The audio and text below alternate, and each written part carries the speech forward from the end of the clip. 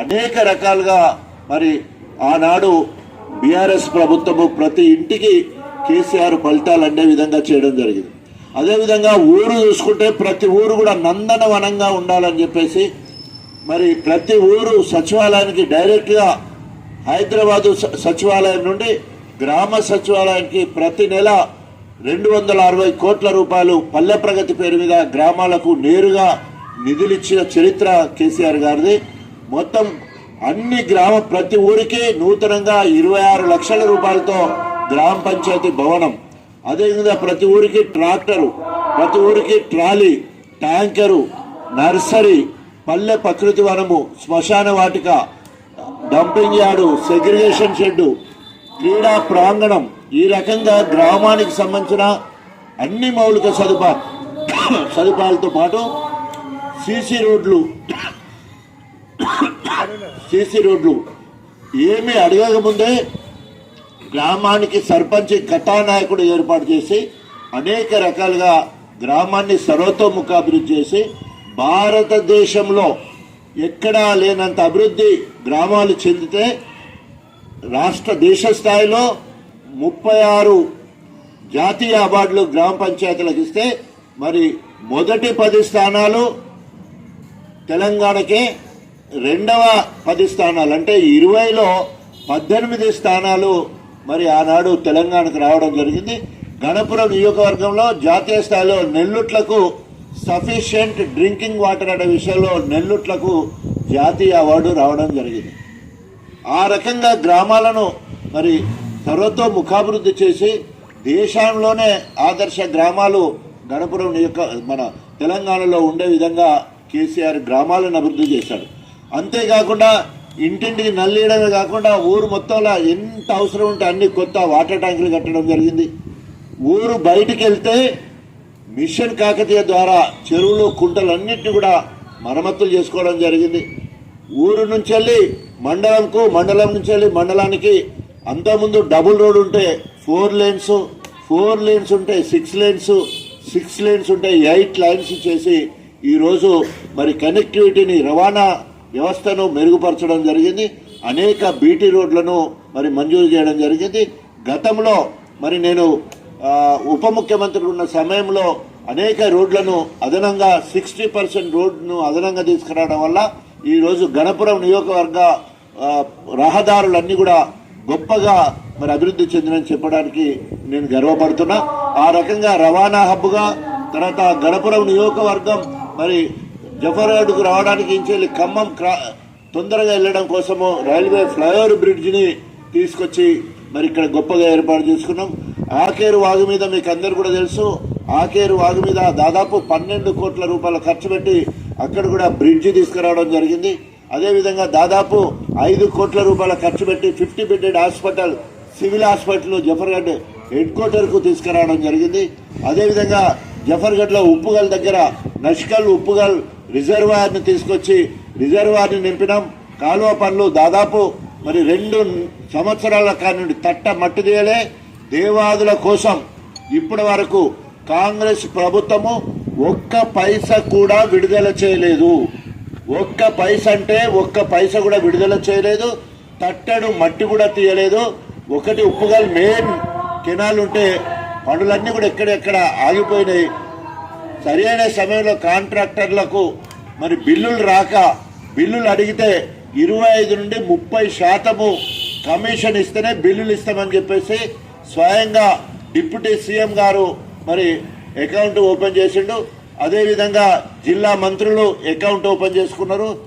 సంబంధిత నియోజకవర్గ ఎమ్మెల్యే వాటాలు పంచుకొని ఎవరి గల్లెపెట్టే వాళ్ళు నింపితేనే ఇస్తాం. ఎందుకంటే ఈ పనులన్నీ కూడా బీఆర్ఎస్ ప్రభుత్వం ఇచ్చిన పనులు కాబట్టి మేము ఎందుకు పైసలు ఇవ్వాలి, మా కమిషన్ మాకు రావాలని చెప్పేసి మొహమాటం లేకుండా ఈరోజు మరి కమిషన్లు వసూలు చేసే కాంగ్రెస్ ప్రభుత్వాన్ని, సిగ్గులేని ప్రభుత్వం కాంగ్రెస్ ఈరోజు అవినీతి మాయమైపోయిన దానికి పరాకాష్ట ఈ ఇరిగేషన్ ప్రాజెక్టు విషయంలో ఇప్పటి వరకు 1 పైసా అంటే 1 పైసా రాలేదని చెప్పేసి ఈరోజు తీవ్రంగా హెచ్చరిస్తున్నాం.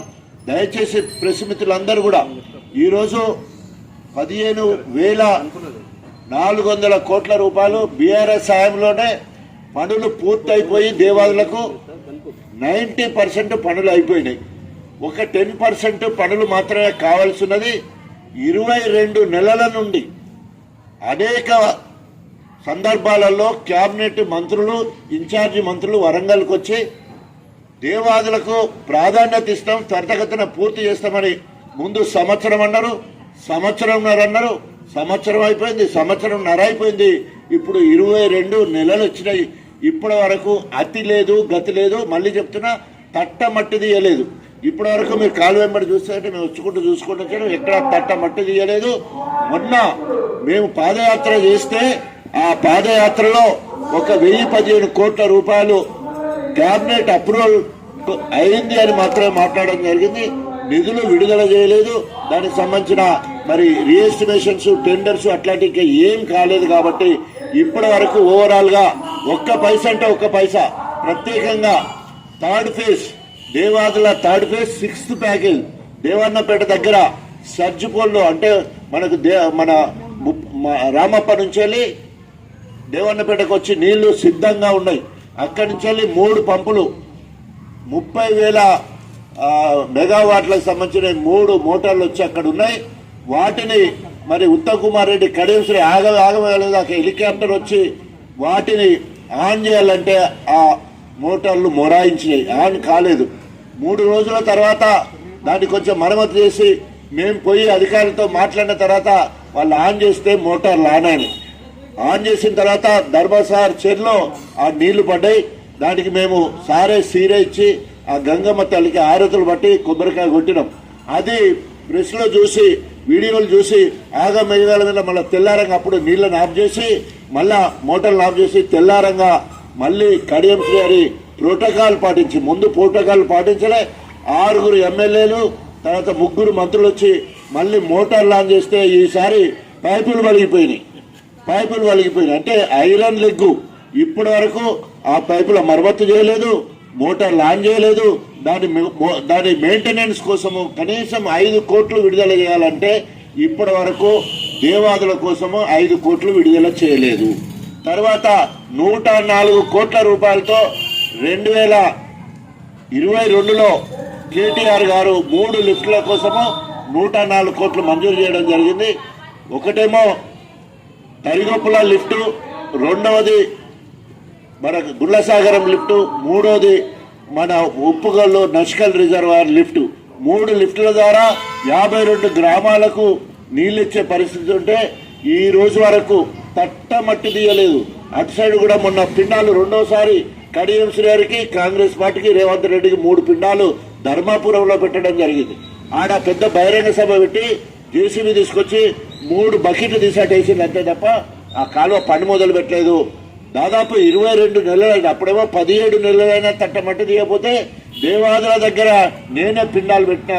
మళ్ళీ రెండోసారి కడియం శ్రీగారి కోపిండం, రేవంత్ రెడ్డి కోపిండం, కాంగ్రెస్ ప్రభుత్వానికి కోపిండం అని చెప్పేసి 3 పిండాలు ధర్మాపురం దగ్గర మొన్న పెట్టినాం.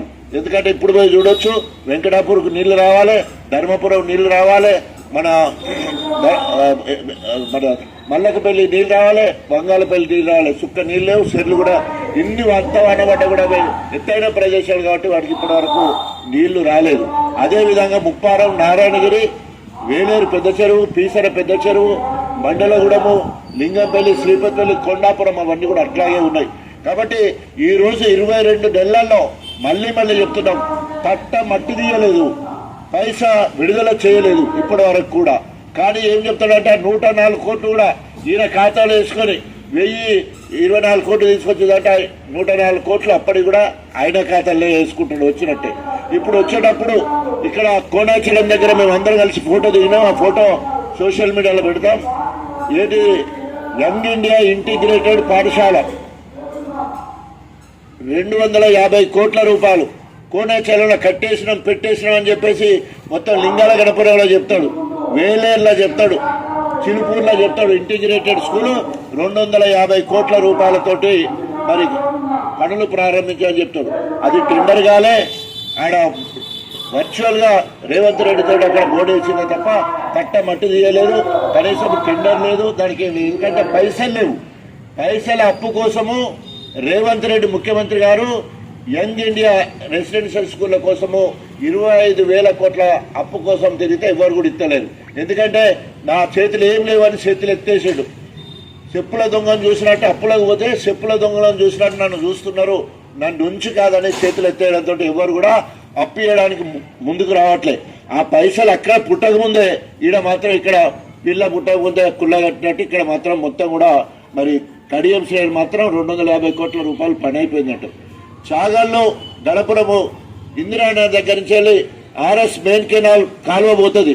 148 కోట్ల రూపాయలు పూడికకు లైనింగ్ అని చెప్పేసి మొత్తం మనము రోడ్డు మీద ఎన్హెచ్ నుంచి చూస్తే పూడికి అట్లాగే అవపడుతుంది. ఎక్కడ లైనింగ్ మాత్రం ఎక్కడ కనిపించదు. ఆ పనులు మొదలు పెట్టలేదు. 5 ఏళ్ల నుంచి వరుసగా ఉండ కాలువల ద్వారా నావపేట రిజర్వాయర్కి నీళ్లు తీసుకుపోయినాం. దాదాపు 40,000 ఎకరాలకు నీళ్లు ఇస్తే ఈరోజు మొత్తం పూడిక తీసినా కాలువ అయిపోయింది. నావపేటకు నీళ్లు వస్తున్నాయి. ఇదే మొదటిసారి నీళ్లు వచ్చినట్టు మాట్లాడడం సిగ్గుచేటు. ఆ రకంగా ఆ పనులు అట్లే ఉన్నాయి. డిగ్రీ కళాశాల ఇప్పటి వరకు మొదలే పెట్టలేదు, అది కూడా అట్లే ఉన్నది. 200 కోట్ల రూపాయలతోటి మున్సిపాలిటీ కోసము ప్రపోజల్స్ ఎస్టిమేషన్ పంపించిండు, పైసా రాలే ఇప్పటి వరకు. దుర్గంధము గ్రామ పంచాయతీలో అక్కడ మున్సిపాలిటీకి సంబంధించిన వాళ్ళందరూ కూడా పేపర్కి ఎక్కే పరిస్థితి. మనము బొమ్మలు పెడతా ఉన్నారు, చెత్తను చూపిస్తా ఉన్నారు, అది అట్లాగే ఉన్న పరిస్థితి మనకు కనబడతా ఉన్నది. 175 కోట్లతో ఇంద్రమ్మ ఇల్లు, 175 కోట్లతో ఇంద్రమ్మ ఇల్లు ఎస్టిమేషన్స్. అది కూడా ఆ ఎస్టిమేషన్ సంబంధించినవి మొత్తం 3,500 అయితే ఎక్కడ లేవు, ఇయ్యలేదని చెప్పేస్తే 1,500 కుదించమని మనం అంతా కూడా లీక్ అయింది. పీడీ హౌసింగ్ పీడీ మరి మినిస్టర్తో మాట్లాడుతున్నప్పుడు బయటకు వచ్చింది. ఎట్లా చేసి 1,500 కుదించమంటే భయపడి 1,100కే మంజూరు ఇచ్చింది. ఇప్పటి వరకు 193 మందికి మాత్రమే ₹1,00,000 బిల్లు పడ్డది. కట్టుడు మాత్రం స్లాబ్లు అయిపోయినాయి. మొత్తం బిల్లు రావాల్సి ఉంటే ఎవరికి ఇస్తలేరు. కట్టిన వాళ్ళు కొందరు పునాది కూడా లేపుతలేరు. ఎందుకంటే పునాది బేస్మెంట్కి లేపాలంటే 1,50,000 నుండి 1,80,000 అవుతున్నాయి. వస్తుందో రాదో రేవంత్ రెడ్డి బిల్లు ఇత్తడో ఇయ్యడో ఈ అప్పుల పాలు అవడందుకు అని చెప్పేసి ఆ బేస్మెంట్ దగ్గర ఆగిపోయిన సందర్భం, కట్టకుండా ఉన్న పరిస్థితి. ఆ 175 కోట్లు ఇప్పటి వరకు దాంట్లోకి వెళ్ళి మీద 5 కోట్లు కూడా పంచిన సందర్భం ఎక్కడ కూడా లేదు. ఈ రకంగా ఎక్కడ వేసిన గొంగడు అక్కడే ఉన్నది. ఏది కాకముందు అంత అయిపోయినట్టు ఇచ్చినట్టు తిన్నట్టు. ఇట్ ఇస్ కాల్డ్ గోబెల్ ప్రచారము. కడియం శ్రీహరి గోబెల్ ప్రచారం చేసి మసిబూసి మారుడికాయ చేసి ప్రజలను మభ్యపెట్టి మరి ఏదో చేద్దామని చూస్తూ ఉన్నాడు. తస్మా కడియం శ్రీహరి జాగ్రత్త. గణపురము నీ రూపురేఖలు, నీ రంగు బయటపడ్డది, నీ రంగు బయటపడ్డది. నువ్వు ఎన్ని రకాలుగా రంగులు వేసుకున్నా కూడా నీ అసలు రంగు తేలిపోయింది. నువ్వు గణపురం నియోజకవర్గానికి చేసిన ద్రోహం. నీకు రాజకీయ సమాధి గణపురంలోనే కడతారు. కేసీఆర్ గారి ఆదేశం, గణపురంలో కడియం శ్రీహరికి రాజకీయ సమాధి చేయాలి, పర్వతగిరికి డిపాజిట్ రాకుండా పంపించాలి. ఈరోజు నమ్మించి నానబోస్తే పుచ్చిపురలైనట్టు ఈరోజు బీఆర్ఎస్ శ్రేణులు అందరు కలిసి నిన్ను ఇక్కడ గెలిపించిండ్లు. గెలిచిన తర్వాత నీ బిడ్డ రాజకీయ భవిష్యత్తు కోసం ఇవాళ కాంగ్రెస్ కు పోయిందని చెప్తున్నావు. కానీ ఇక్కడ నీకు టికెట్ బీఫాము పార్టీ ఫండ్ ఇచ్చింది. ఇక్కడ మేనిఫెస్టో బీఆర్ఎస్ మేనిఫెస్టో చెప్పి నువ్వు గెలిచినావు. కేసీఆర్ ప్రచారంతో నువ్వు గెలిచినావు. కార్యకర్తల కష్టంతో నువ్వు గెలిచినావు. తినేది ఒక్కడిది, పాడేది ఒక్క దగ్గర అన్నట్టుంది నీ కథ. తర్వాత నీకు కాకుండా నీ బిడ్డకు ఎంపీ టికెట్ బీఫాము పార్టీ ఫండ్ 25 కోట్లు. ఈ 25 కోట్లు సరిపోవని కేటీఆర్ దగ్గర పోతే ఆయన 5 కోట్లు, కేటీఆర్ హరీష్ రావు దగ్గర పోతే ఆయన 3 కోట్లు. 33 కోట్ల రూపాయలు రాత్రి మూట కట్టుకొని ముడ్డి కట్టుకొని మళ్ళా తెల్లారంగా బేరసారాలాడి 200 కోట్లకు కడియం శ్రీహరి కాంగ్రెస్ కమ్ముడు పోయిండు. ఇక చూడు, ఇక కాంగ్రెస్ మొత్తం బీఆర్ఎస్ పార్టీ కుప్పకూలిపోతుంది. నేను నా బిడ్డ వస్తున్నాం, కేశవరావు గారు, కేశవరావు బిడ్డ మేయర్ సిటీ మేయర్ విజయలక్ష్మి గారు వస్తున్నారు. ఇక ఆయన సెక్రటరీ జనరల్, నేను మాజీ ఉప ముఖ్యమంత్రి, మేము వస్తున్నాం, కూలిపోతుందని చెప్పేసి 200 కోట్లకు అమ్ముడు పోయిన పట్ట పగలు అడ్డంగా అమ్ముడు పోయిండు కాంగ్రెస్ పార్టీకి కడియం శ్రీహరి గారు. ఇవాళ శుద్ధ పూస లెక్క మాట్లాడుతున్నాడు అభివృద్ధి కోసం అని చెప్పి. అభివృద్ధి కానే కాదు, ఆయన బిడ్డ రాజకీయ భవిష్యత్తు కోసం పోయిండు. ఈరోజు ఇక్కడ శ్రేణులన్నిటి కూడా మరి బీఆర్ఎస్ శ్రేణులను నమ్మించి మోసం చేసుకుంది. ఎస్, ప్రజల అభిష్టం మేరకు నేను అధికార కాంగ్రెస్ పార్టీ ఎమ్మెల్యే పదవికి రాజీనామా చేసి తెలంగాణ జెండా పట్టుకొని తెలంగాణ మొత్తం తిరిగితే తెలంగాణ రాజన్న అన్నాను నన్ను. తెలంగాణ మొత్తం కూడా బ్రహ్మరథం పట్టిండ్రు, పూల దండలేసిండ్రు. It is a challenge Kadiyam Srihari. నువ్వు గనుక మార్పు కోసమే కాంగ్రెస్ పోతే, అధికారం కోసమే నువ్వు గనుక కాంగ్రెస్ పోతే వెంటనే బీఆర్ఎస్ పార్టీ నుండి గెలిచినావు కాబట్టి బీఆర్ఎస్ పార్టీకి రాజీనామా చేయి. బీఆర్ఎస్ పార్టీ ద్వారా సంక్రమించిన ఎమ్మెల్యే పదవికి రాజీనామా చేయి. కాంగ్రెస్ జెండా పట్టుకో, జై కాంగ్రెస్ అని తెలంగాణ మొత్తం తిరుగు. నీకు పూల దండలు పడతాయా, చెప్పు దండలు పడతాయా, ఇటు సవాల్ విసురుతా ఉన్నా. నీకు సిగ్గు శరం ఏమాత్రం ఉన్నా కూడా నువ్వు నాకే కదా పోటీ, నా సీటే కదా నువ్వు తీసుకున్నది, ఈ రోజు నీకు నాకే ఉన్నది కదా. కాబట్టి వెంటనే నువ్వు రాజీనామా చేయి, కాంగ్రెస్ పార్టీ జెండా పట్టుకో, తెలంగాణ మొత్తం తిరుగు. నీకు బ్రహ్మరథం పడతారా, శుక్లరథం పడతారా చూద్దామని చెప్పేసి హెచ్చరిస్తూ, ఇప్పటికైనా స్పీకర్ గారు వెంటనే నిర్ణయం తీసుకోవాలి. సుప్రీంకోర్టు జడ్జిమెంట్ ఇచ్చింది, ఎమ్మెల్యేలకు ఇంకా టైం ఇవ్వద్దు, వారికి ఇంకా సమయం ఇద్దు, వెంటనే నిర్ణయం తీసుకోవాలి అని చెప్పి మరి ఇవ్వడం జరిగింది. ఇప్పటికైతే రేపు వచ్చే నెలలో మళ్ళీ స్పీకర్ గారు విదేశీ పర్యటనకి వెళ్తాడన, మళ్ళీ అట్లా కాలయాపన చేస్తానికి అవకాశం ఉంది. మేము నిన్న మొన్నట్టుండి మాట్లాడుతున్నాం, వెంటనే వీరి మీద నోటీసులు ఇవ్వడం కాదు, విచారణ జరపాలంటే ఫేస్ టు ఫేస్ విచారణ జరపాలంటే మా బీఆర్ఎస్ ఎవరైతే ఇప్పటికే విజువల్స్, ఆడియో, వీడియోకి సంబంధించిన అన్ని కూడా స్పీకర్కి ఇవ్వడం జరిగింది, హైకోర్టులో ఇవ్వడం జరిగింది, సుప్రీంకోర్టులో ఇవ్వడం జరిగింది. సుప్రీంకోర్టులో అన్ని ఇచ్చిన తర్వాత కూడా స్పీకర్ గారు 7 నెలలు కనీసము ఎమ్మెల్యేలకు నోటీస్ ఇవ్వకపోతే స్పీకర్ మీద మండిపడడం జరిగింది. సుప్రీంకోర్టుకు సంబంధించిన చీఫ్ జస్టిస్ బిఆర్ గవాయ్ గారు. సో వారికి కూడా సమయం ఇచ్చి అక్టోబర్లో తేల్చేయాలి, వారికి సమయం ఇవ్వద్దన్నారు. ఈ నెల అయిపోవస్తా ఉంది, వచ్చే నెల మాత్రమే ఉంది.